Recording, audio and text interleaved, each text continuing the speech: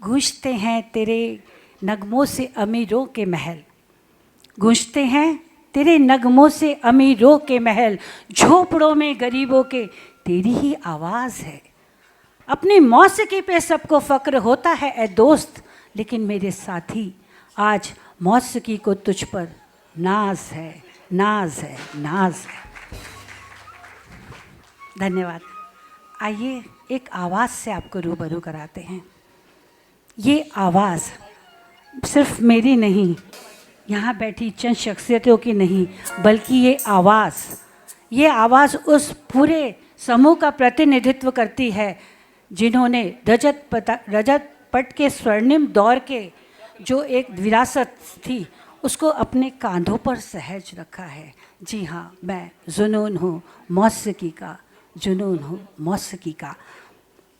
हमारे धर्म में शंखनाद से कोई भी कार्यक्रम पूजा पाठ शुरू होती है, और जब हम इस जाल सभागृह में शंखनाद करते हैं तो हम ये मान के चलते हैं कि ये माँ सरस्वती का मंदिर है, और हम आवाहन करते हैं माँ सरस्वती का और साथ में हमारे उन महान गायकों का जिनको ईश्वर ने सिर्फ एक ही बनाया।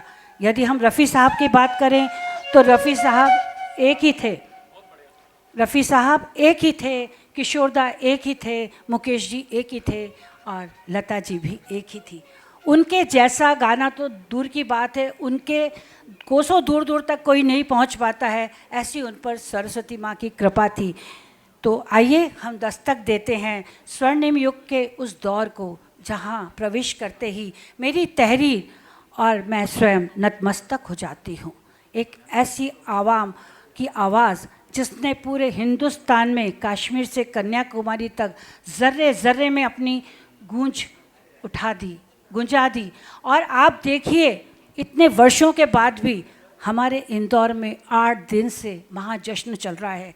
रफ़ी साहब को श्रद्धांजलि दी जा रही है, मुकेश जी को दी जा रही है, किशोरदा को दी जा रही है, और आज हम इस पावन त्रिवेणी की भागीरथी में स्नान करने के लिए यहाँ सब उपस्थित हैं। आप सबका स्वागत है। मैं ममता मेहता आप सबका हार्दिक अभिनंदन करती हूँ। और चलिए चलते हैं उस दौर की ओर जब मुकेश जी का 23वां जन्मदिन बना था, और उस जन्मदिन की तारीख थी 22 जुलाई, लेकिन ईश्वर की तरफ से उन्हें 22 जुलाई के दिन एक अमूल्य सौगात मिली थी। मुकेश जी जो थे वो माथुर थे, कायस्थ थे, और उनको एक ब्राह्मण कन्या से प्रेम हो गया था, सरला त्रिवेदी जी से।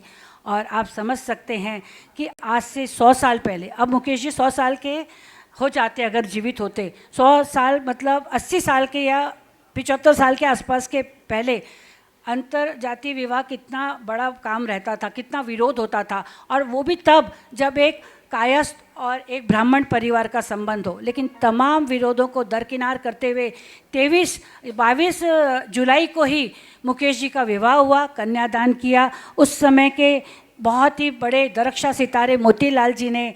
और आइए उनकी बर्थडे प्लस एनिवर्सरी के लिए समर्पित अगला गीत, छनकर आती है किवाड़ों से हीना की खुशबू, छनकर आती है किवाड़ों से हीना की खुशबू, ये किसने मेहंदी लगे हाथों से मेरे दिल पे दस्तक दी है। डॉक्टर प्रशांत नेवालकर जी की प्रस्तुति। डॉक्टर प्रशांत नेवालकर जी जो हैं वो MCH मुंबई से हैं, न्यूरो स्पाइन सर्जन हैं, एक्स कंसल्टेंट हैं बॉम्बे हॉस्पिटल के और अपोलो हॉस्पिटल के। रिसेंटली वो as a director V1 hospital Indore में न्यूरो साइंस का वर्क संभाल रहे हैं। तो जोरदार तालियों से स्वागत कीजिए डॉक्टर प्रशांत नेवालकर जी का।